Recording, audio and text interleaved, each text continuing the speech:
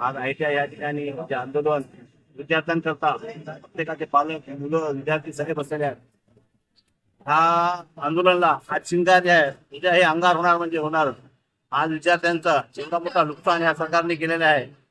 आणि मेन करणार सुधार नांदेड जिल्ह्याचा मोठेगावकर ट्युशनवाला आहे. त्याच्या अजून प्रॉपर्टीला सीज केलं नाही. त्याची प्रॉपर्टी जशी तशीच आहे अजून, आणि याला उलट पोलीस प्रोटेक्शन देतात त्यांच्या प्रॉपर्टीला.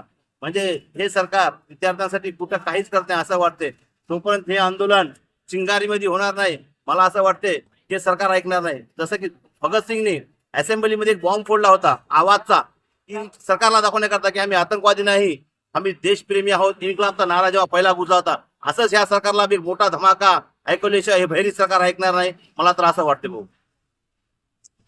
आज धर्मेंद्र प्रधान म्हणजे ह्यांचा कुबेर आहे. कुबेर म्हणजे कळलं तुम्हाला, हे खजान्याचा वाली आहे का? तर शिक्षण क्षेत्रामध्ये आज प्रायव्हेट शाळे एवढे त्यानं करून ठेवलेले आहे, आणि गव्हर्नमेंटचे नगरपालिका जिल्हा परिषद शाळे सगळे प्रधानांनी बंद केलेले आहे जाणून बुजून.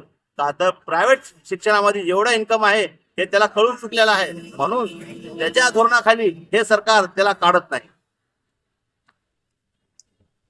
आज बोलो, एक चिंगारी है, अभी अंगार बाकी है.